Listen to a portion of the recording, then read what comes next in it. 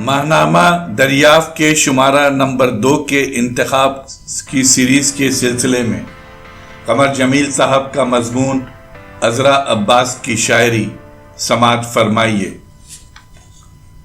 عذرا نے ایک غضب کیا ہے، وہ یہ کہ اپنی نیند کی مسافتوں کی رومانوی دنیا سے نکل کر ہمارے شہر کے نازک اندیشوں کی دنیا میں چلی آئی۔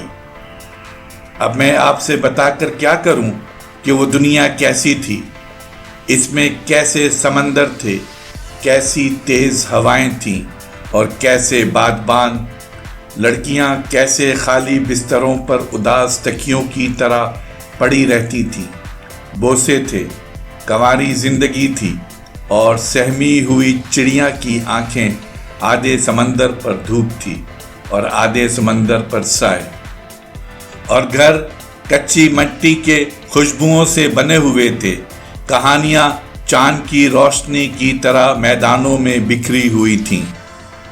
اب یہ دنیا جہاں وہ آ گئی ہے تلخ حقیقتوں کی دنیا ہے، یہاں خوف مشین کے پہیوں کے ساتھ لپٹا رہتا ہے اور ریل کی پٹریوں کے ساتھ دوڑتا رہتا ہے۔ وہ اب اپنے ڈرائنگ روم میں اپنے ہاتھوں میں سگریٹ کو ڈھیلا چھوڑ کر دھواں نکالتی رہتی ہے، اور خواب اور حقیقت کی ریل دماغ میں چلتی رہتی ہے۔ بچوں کی آوازیں دھیرے دھیرے چلتی ہوئی فلم کی طرح اس کے کانوں سے ٹکراتی ہیں، اور پھر اس کے پاس کہنے کو کچھ نہیں ہوتا، صرف بدگوئیاں اور بیہودہ گالیوں میں لتھڑے ہوئے لفظ اور گلی میں جھگڑا کرتی ہوئی آوازیں۔ جب وہ اپنے خوابوں سے بچھڑ کر اس کاسموپولیٹن شہر میں آتی ہے تو کسی ریسٹورانٹ کے سامنے شور کو سنتے ہوئے، کسی نیون سائن کی روشنی کو پڑھتے ہوئے، گاڑیوں کے ساتھ دوڑتے ہوئے اسے بڑا مزہ آتا ہے۔ لیکن پھر وہ اچانک چیخ پڑتی ہے، میرے خواب پھانسی پر چڑھا دیے گئے ہیں، میرا بچہ میرے پیٹ سے چھین لیا گیا ہے۔ میں عذرا سے کہتا ہوں، عذرا تم نے یہ بڑا غضب کیا ہے۔ وہ کہتی ہے، نہیں، میں گھبراتی نہیں، ڈرتی نہیں، میں حالات کا مقابلہ کر سکتی ہوں۔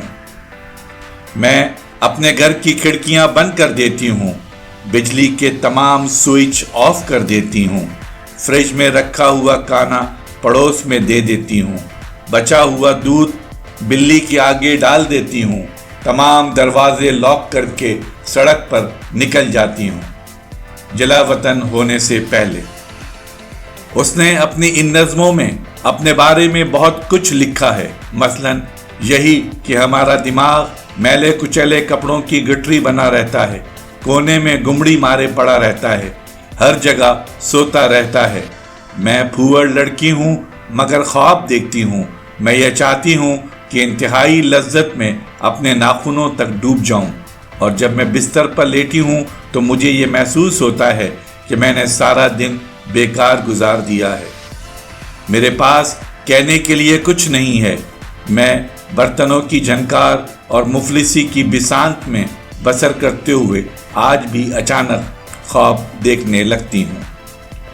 میں ایک ایسے زخمی پرندے کی طرح ہوں جس کی آنکھیں نکل پڑی ہوں اور زبان باہر نکل آئی ہو۔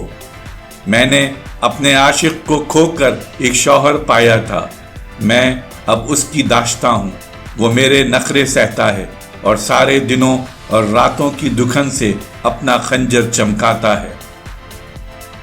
میرے ہاتھ کھول دیے جائیں تو میں اس دنیا کی دیواروں کو اپنے خوابوں کی لکیروں سے سیاہ کر دوں۔ جب تم کمرے میں داخل ہوتے ہو تو میں تمہارے قدموں کی آہٹ پر کان لگائے پڑی رہتی ہوں، کبھی بے خبری میں اور کبھی آگاہ۔ پھر تم پانی پیتے ہو یا نہیں پیتے، کبھی یہ آواز میرے جسم کے گرد گھومنے لگتی ہے، گھڑی کی ٹک ٹک کی درمیان تمہارے نوالے چبانے کی آواز آتی ہے، اور کبھی بے خبر اور کبھی آگاہ تمہارے نوالے چبانے کی آواز میں شامل ہو جاتی ہوں۔ اس کے معنی یہ ہوئے کہ عذرا عباس کی شاعری آٹو بایوگرافیکل شاعری ہے۔ جی ہاں، مگر یہ صرف آٹو بایوگرافی نہیں ہے، بلکہ یہ ہمارے عہد کی ان گنت مردوں اور عورتوں کے دکھوں کی نمائندہ شاعری ہے۔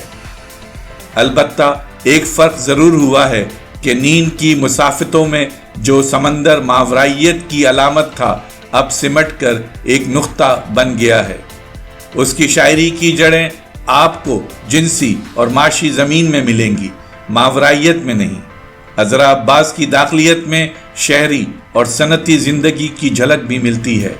یہی داخلیت کا عمل اس مادی حقیقت کے تجربات کو شاعری بنا دیتا ہے۔